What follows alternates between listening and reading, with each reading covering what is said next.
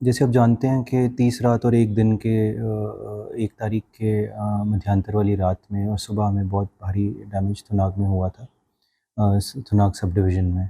तो उसमें हमारा हॉर्टिकल्चर एंड फॉरेस्ट्री वाला जो कॉलेज है नौनी यूनिवर्सिटी का थुनाग में बेस्ड है, तो उसमें छात्र, फैकल्टी वहाँ पे फँसे हुए थे। एंड समस्या ऐसे आई कि जिस प्रकार से पानी का बहाव आया, उस प्रकार से जहाँ वो रह रहे थे, वो सारी अकोमोडेशन में बहुत डैमेजेस हुए, तो उससे 1 तारीख को वो अल्टरनेट अकोमोडेशन में शिफ्ट हुए।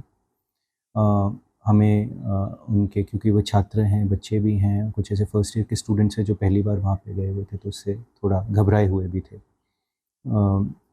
फर्स्ट तारीख को हमने बगसैड तक रास्ता खोलने की कोशिश की। बगसैड तक खोल भी दिया, बट थुनाग तक आगे काफ़ी चैलेंज था। और साथ में इस सारी कड़ी में जो लोकल लोग थुनाग सब डिवीज़न के, वो तो वाजिब सी बात है कि वे भी बहुत प्रभावित थे, जिनके लिए पहुंचना हमें बहुत ज़रूरी था।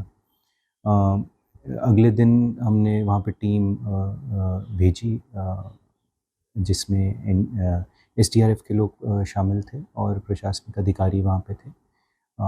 पुलिस की टीम भी गई, बाद में एनडीआरएफ की टीम भी गई, जो विभिन्न जगहों पे जहाँ पे मिसिंग लोग थे उनकी सर्च कर रही थी। साथ ही में जो ये कॉलेज के जो सारा ग्रुप था, लगभग 100 लोगों का, ये हमें पता चल गया था कि सुरक्षित है। हमारी प्रायोरिटी पहले ये थी कि जहाँ पे मिसिंग लोग हैं उनकी तरफ फोकस करें, कनेक्टिविटी रिस्टोर करें, और जहाँ पे जो सुरक्षित है उनको निकाल लें। इस समय में क्योंकि जो पानी आया वो इस प्रकार से आया था कि जो राशन वगैरह स्टोर्ड विभिन्न दुकानों में था, अन्य लोगों के घरों में था, वो काफ़ी उसको नुकसान हो गया और ख़राब हो गया।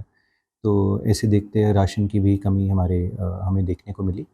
तो जो हम हालाँकि कल सॉर्टीज़ 3 हुई थी, राशन पहुँचाया भी गया, और अभी और भी तरीके अपनाए जा रहे हैं राशन पहुँचाने के लिए। तो उस समय पे फिर कई लोगों ने जो पैदल रास्ता है थुनाग से बगसैड तक, वो लेना शुरू किया, और हमारा तब तक बगसैड वाला जो रूट है उसको खुले रखने की चेष्टा थी।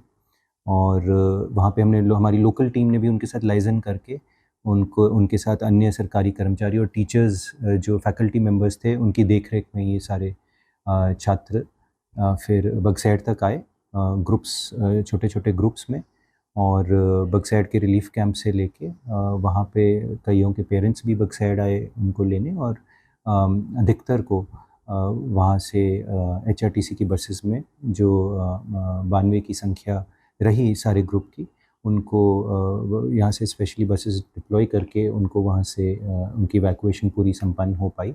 और हर्ष की बात है कि कोई चोट और इंजरीज़ किसी को नहीं थी। घबराहट ज़रूर हुई होगी, उनका रास्ते में देख-रेख करते हुए वे सारे बच्चे अपने गंतव्य पे पहुँचे हैं। इस समय में बहुत पैनिक कॉल्स सोशल मीडिया के माध्यम से, फ़ेसबुक, इंस्टाग्राम के माध्यम से पर्सनली फ़ोन करके बहुत लोगों ने राज्य भर से संपर्क किया था। तो हर्ष की बात है कि ये सारी एक्सरसाइज़ में वे अभी जब तक वहाँ पे स्थिति सामान्य नहीं हो जाती, वे अपने घर पे सुरक्षित रहेंगे।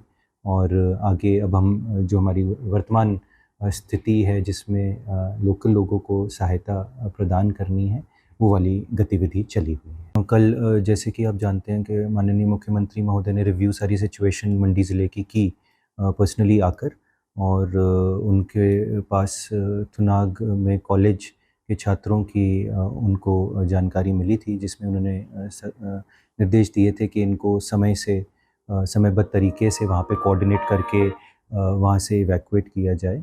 और उसमें तो हम एक मेन इशू जो आ रहा था, वो कम्युनिकेशन के आ रहा था कि उन तक कैसे पहुँचें। तो जैसे-जैसे हमारी जानकारी विभिन्न सोर्सेज़ से आ रही थी, तो समन्वय बना रहे थे, और हमारी टीम के माध्यम से और उनके अपने एफ़र्ट से भी सबके एक समन्वय बन के ये सारा इवैक्यूएशन का एक्सरसाइज़ हुआ।